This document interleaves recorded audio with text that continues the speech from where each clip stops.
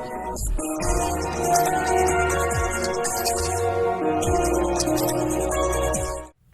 right, man. So today we're going to be talking about how to boost your steal rate. So steals is one of the best ways to force a turnover in Streetball All-Star. If you're using a character like Ayumi, you're guaranteed the FLR. Using a character like Nico and Boa have a really good chance of actually getting those rips. Now, you could try to factor in White and Justin as well, but they don't have any abilities that boost their steal chance. And Justin does have the proactive intercept, which can boost your steal rate by 100%, providing you actually know the proper timing to get those proactive intercepts. So let's go ahead and talk about how you can boost your chance to get steals. So the first and most obvious method is to increase your steal stat. If you want to get more steal rate, then you want to put as much steal on your character as you can. So you can see on my Ayumi build, we went all steal. The assist characters are steal based. The gear is all steal based. And what does this do? It increases my steal rate, but at the cost of speed. Now, you do need speed if you want to boost your steal rate more frequently, because another way to boost your steal rate is by bumping your opponent. Now, you can bump your opponent more consistently if you put more speed on your character, because you'll be able to maneuver around the court more quickly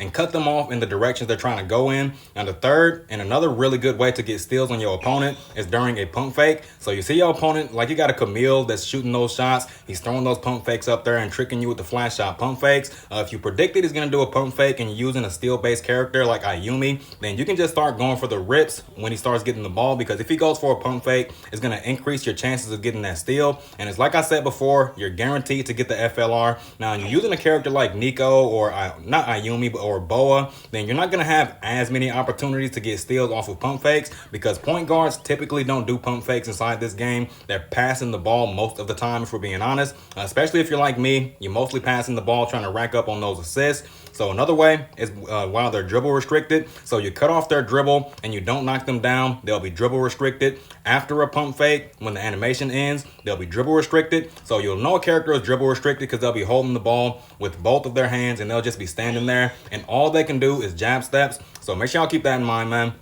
You see your defender dribble restricted, go ahead and go for the rip if you feel like they're not going to take the shot. So another way is through dribble stamina. A lot of people don't even know that this is a system inside the game, but it is. So dribble stamina is the longer you hold the ball, the more likely it is for you to get ripped. So you see that Marcus, he's not passing the ball to reset his dribble. He's just dribbling and dribbling and dribbling. After about 5 or 6 seconds of him dribbling the ball around the court, you'll have a much higher chance of getting the steal from him as well. You can also look at characters like Takumi, a person that loves to dribble all over the place with Takumi, and they're running their dribble stamina down. You can get an easy rip on them too. And it doesn't even have to be a steal based character. You don't have to have a really good steal build to rip someone that's using up all their dribble stamina. A center could do it quite easily if a person dribbles for too long. And the last way that I know of to boost your steal rate, now note that I said that I know of. There may be more methods, but this is the last one that I could think of while I was writing the script for this video. So the last one, number 6, is during the beginning of a dribble move. So you know when you do the hesitation before you jump into your dribble move, you can rip someone easier at that point as well. Now, it's not smart to try to time it.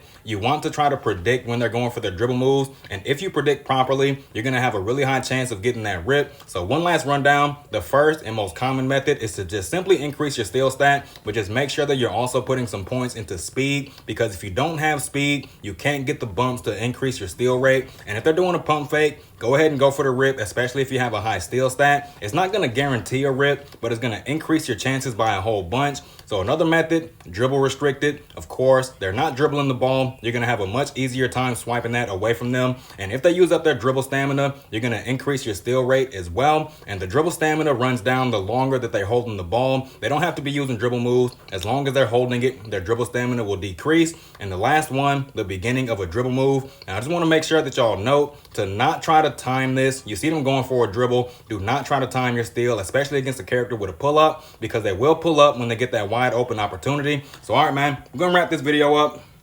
Y'all want to see more of this, go ahead and drop a like, sub to the channel, and I'll catch y'all on the next one, man.